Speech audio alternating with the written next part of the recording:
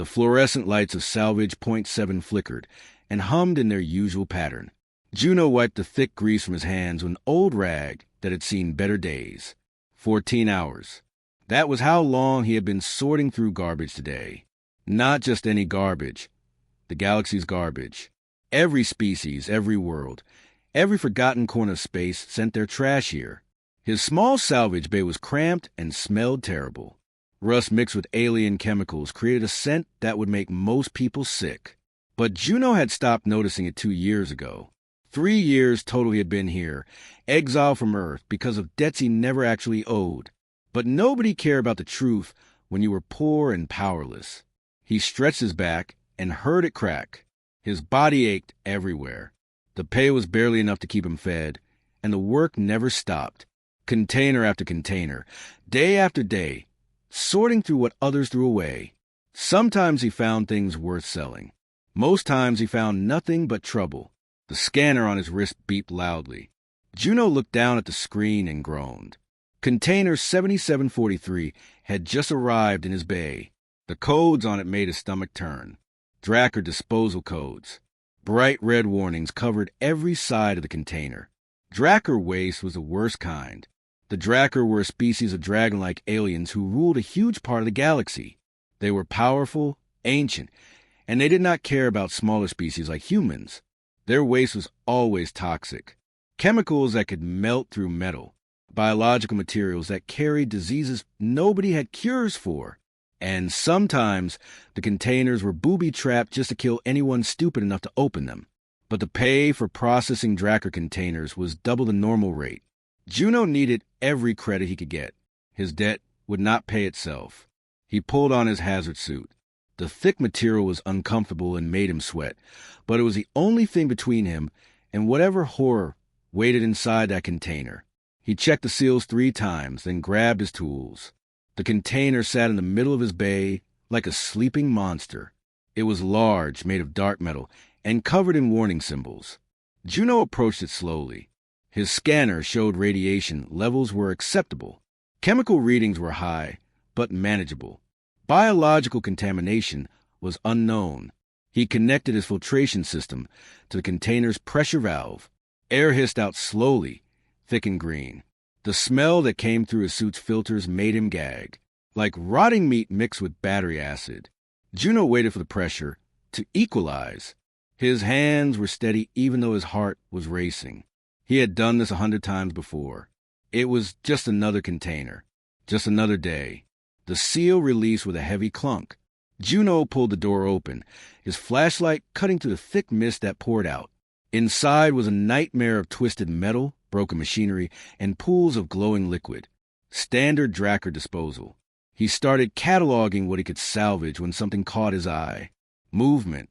Juno froze. Nothing should be moving in a disposal container. He pointed his flashlight toward the back corner. There, half submerged in a pool of luminescent sludge, was something alive. His first thought was that it was some kind of lab animal. Maybe an experiment gone wrong. But as he moved closer, his breath stopped in his throat. It was a dragon. A tiny dragon. No bigger than a cat.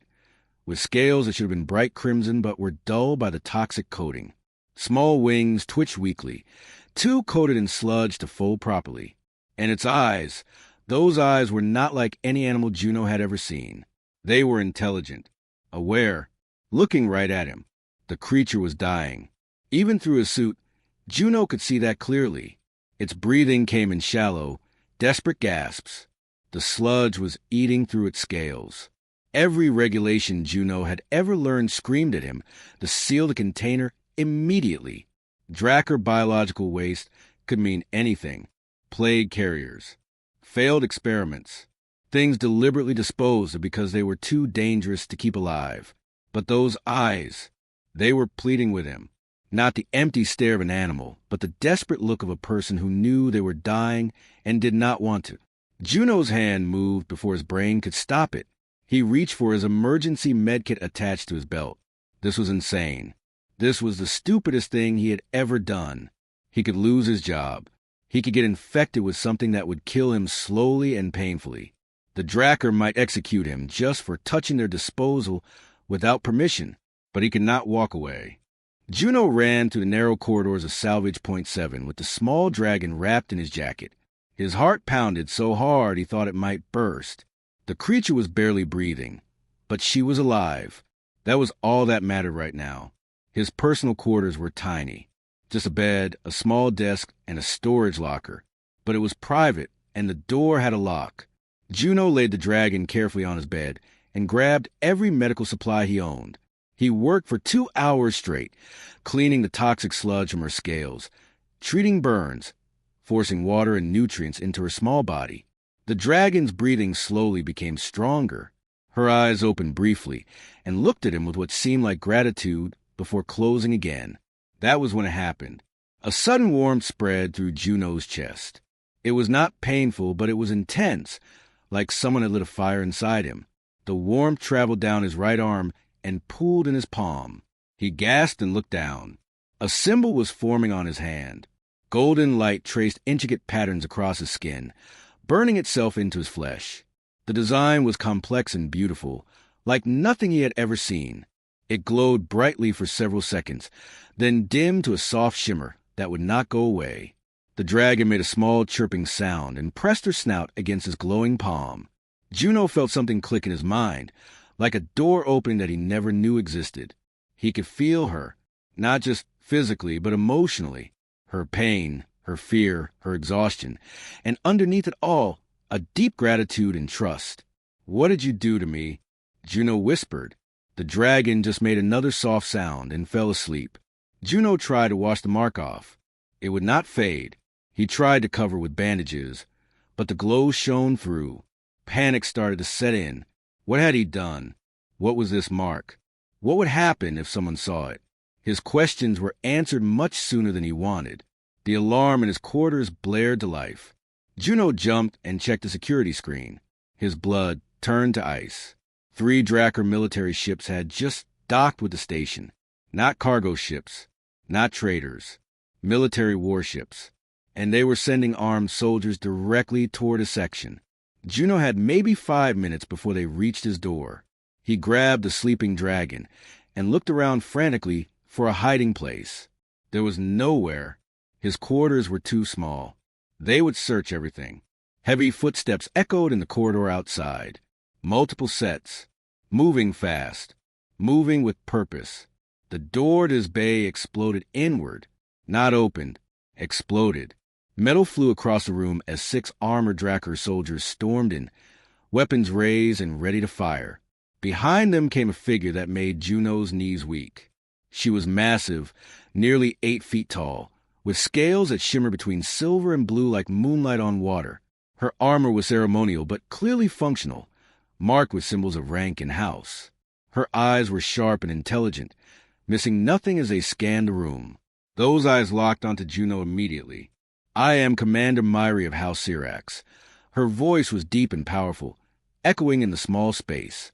"You possess stolen property belonging to the Drakkar Empire. Surrender it immediately." Juno's mouth was dry. His right hand, the one with the glowing mark, was hidden behind his back.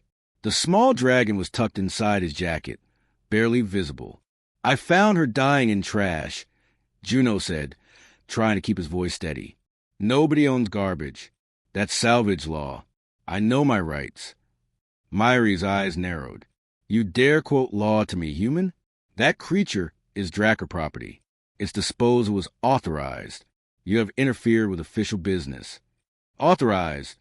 Juno felt anger replace his fear. "You mean someone threw away a living child? That's not disposal. That's murder." The soldiers raised their weapons.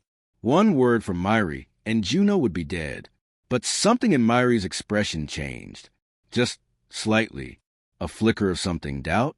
Curiosity? Before anyone could speak again, the dragon stirred. She made a small whimpering sound from inside Juno's jacket. Myri moved faster than Juno thought possible. One moment she was across the room. The next she was right in front of him, pulling his jacket open to reveal the small dragon. Myri's breath caught. She stared at the creature, her expression shifting through shock, disbelief, and something else, something like hope. Then she saw Juno's hand. The glowing mark was impossible to hide now. It pulsed with golden light, responding to the dragon's presence. Myri stumbled backward. The massive warrior actually stumbled, her eyes wide with shock. "The soul bond," she whispered. The words came out like a prayer, like witnessing a miracle she never thought she would see. Every soldier in the room dropped to one knee. Juno stood there, confused and terrified, holding a dragon he found in the trash, while a mark he did not understand glowed on his hand. "This is impossible," Myri said, her voice shaking. "The soul bond has not manifested in 10,000 years, and never with an alien species, never with a human." The tribunal chamber was the largest room Juno had ever seen. The ceiling stretched up so high it disappeared into darkness. Rows of seats held representatives from dozens of alien species, all gathered to watch this trial. The air hummed with tension and whispered conversations in languages Juno did not understand. He stood in the center of the chamber on a raised platform. The small dragon, the one he had started calling Boar in his mind, was cradled in his arms. She was awake now, her eyes bright and alert, but she stayed quiet and still. Commander Myri stood beside him. She had explained everything during the 3 days it took to arrange this hearing. The mark on his hand was called the Soul Bond. It was ancient Drakkar magic that had not appeared in thousands of years. It meant Bora had chosen him as her bonded protector. It meant their lives were now linked in ways Juno still did not fully understand. It also meant they were both in terrible danger. The massive doors at the far end of the chamber opened. The whispered conversations stopped instantly. Every eye turned to watch as Lord Hyuk of House Valdris entered. He was enormous, twice the size of Commander Myri, with scales so black they seemed to absorb light. His eyes were cold and empty, like looking into deep space where nothing lived. Jewels and metals decorated his armor, showing his wealth and power. For guards flank him, each one armed and dangerous. Lord Hyuk walked to the center of the chamber with slow, deliberate steps. His presence filled the entire space. Juno felt small and insignificant, like an insect about to be crushed. "That human stole my property." Lord Hyuk's voice boomed through the chamber. He did not yell. He did not need to. His words carried weight and authority. "He has broken Drakkar law and imperial decree. I demand his immediate execution. The creature he holds must be returned and properly disposed of."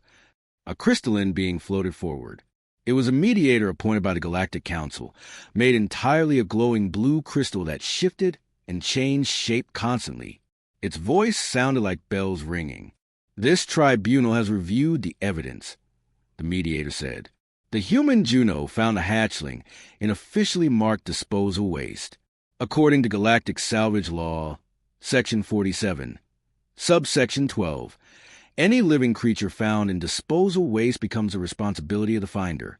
The finder has rights of protection and guardianship." Lord Hyuk's eyes flashed with rage. "Salvage law does not apply to Drakkar property. She is defective, unworthy of the Drakkar name. Her disposal was authorized by my house." The chamber erupted in noise. Representatives shouted in various languages. Some seemed outraged. Others seemed to agree with Lord Hyuk. Juno felt Bora tremble in his arms. Through the bond, he felt her emotions: fear, shame, sadness. She believed what Lord Hyuk said. She thought she was defective, worthless. Something snapped inside Juno. The fear that had been controlling him broke apart and was replaced by pure anger. Defective? Juno's voice cut through the noise. The chamber fell silent. Everyone stared at him. A human, the weakest species in the galaxy, daring to speak. She's a child. She was thrown away because she was small? Because she didn't meet your standards? Lord Hyuk turned his cold gaze on Juno.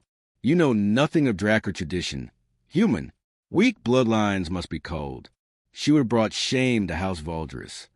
"The only shame here is yours," Juno said. His hands were shaking, but his voice stayed steady.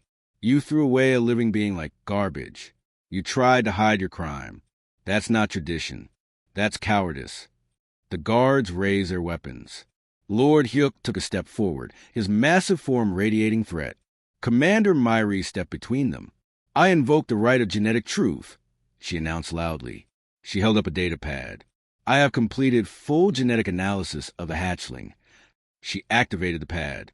A holographic display appeared above the chamber, showing complex genetic sequences that Juno could not read, but he could see the reactions around the room. Gasps of shock, eyes widening. Even Lord Hyuk's cold expression cracked. "This hatchling is pure Imperial bloodline," Myri said. Her voice rang with triumph. "She carries the genetic markers of the royal family. House Valdris swore a sacred oath 10 generations ago to protect the Imperial line. Yet you attempted to murder the last surviving member of that bloodline." Lord Hyuk's face twisted with rage and fear. "Lies! The Imperial line died out 300 years ago. The genetic evidence does not lie," the crystalline mediator said. "This is indeed Imperial blood. The tribunal recognizes this truth." Before anyone could react, Lord Hyuk made a signal.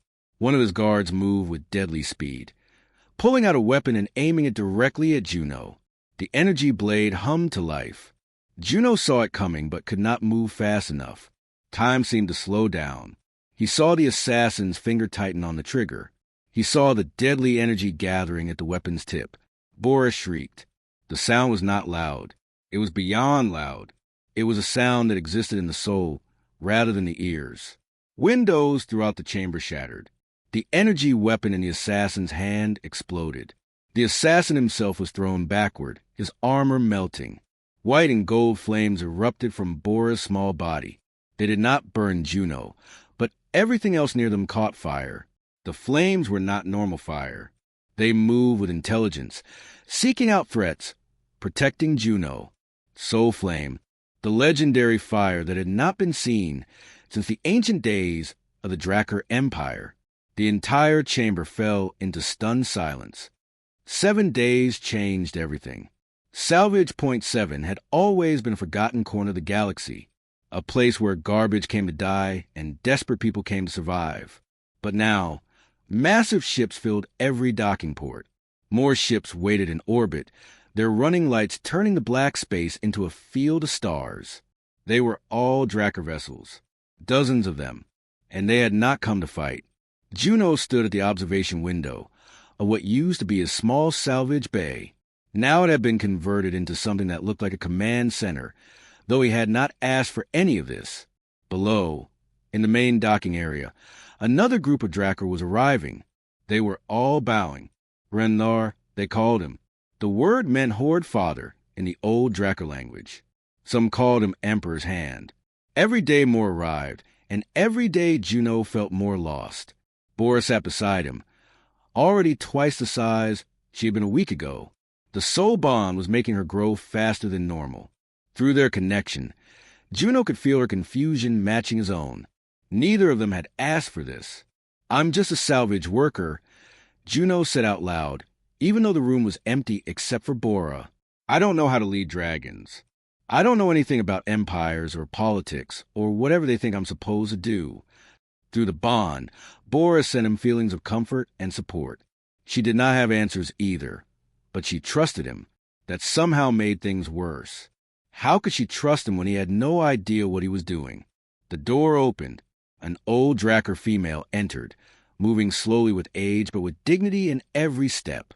Her scales were pale gray, almost white, and her eyes held the weight of centuries. This was Suna, one of the ancient matriarchs who had arrived 3 days ago. "You are troubled, Rennar," Suna said. Her voice was soft but clear. "I don't deserve that title," Juno said. "I found Bora in the trash. That's all I did.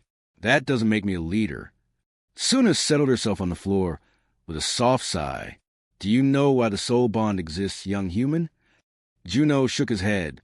The ancient Drakkar believed that true leadership does not come from strength or power. It comes from the heart. The soul bond only forms when a being with a pure heart encounters one of imperial blood. It cannot be faked. It cannot be forced. It simply is. "But I'm nobody," Juno protested. "I'm human. We're the weakest species in the galaxy. Everyone knows that." Suna's eyes gleamed with something like amusement. "Weak in body, perhaps. But tell me, Rennar, what did you see when you found a princess in that container?" Juno thought back to that moment. I saw someone dying who needed help. And what did the regulations tell you to do? Seal the container. Report it. Don't touch Drakkar biological waste. But you did not follow those rules. Why? Juno looked at Bora, who was listening intently. Because she was looking at me, her eyes were asking for help. I couldn't just walk away. Suna nodded slowly. That is why the bond chose you. Not because you are strong. Because you saw a dying child and your first thought was to help, even though it might cost you everything. That is the heart of a true leader. That's just basic decency, Juno said. Is it? Suna's voice was sad now. Look at what happened to Princess. Her own house threw her away because she was small. They valued appearance over life, pride over compassion. That is what we have become. We Drakkar have forgotten what true honor means.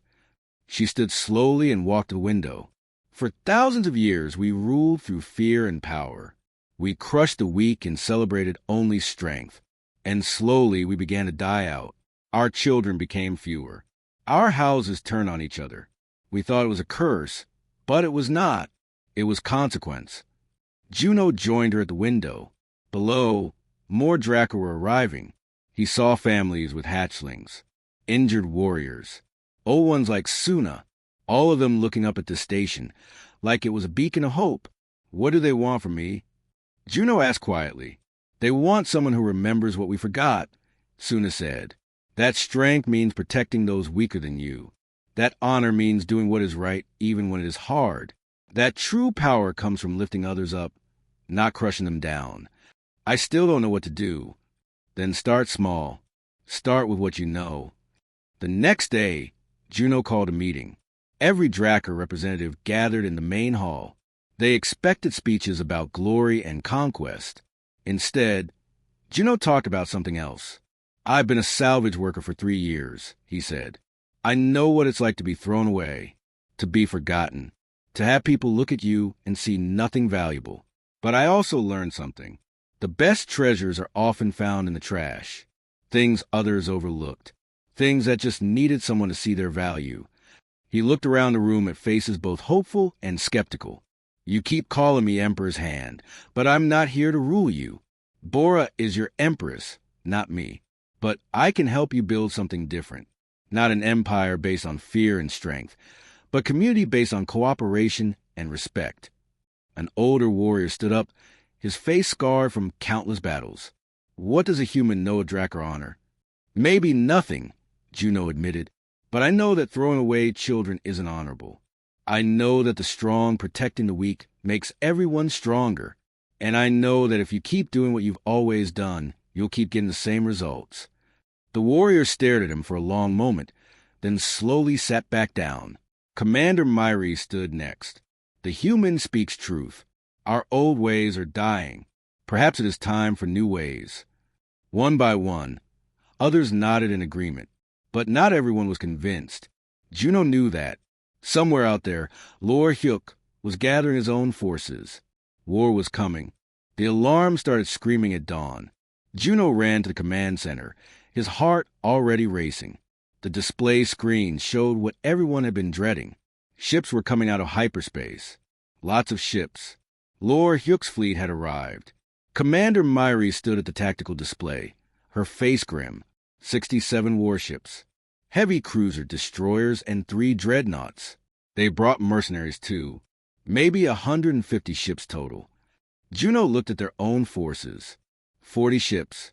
Most of them were cargo vessels that had been armed with whatever weapons they could find. Only 12 were actual military ships, and those were outdated models. We can't win this fight, someone said. No, Juno agreed. Not with strength. But maybe we don't need to. The first missiles hit their shields 10 minutes later. The station shook violently. Lights flickered.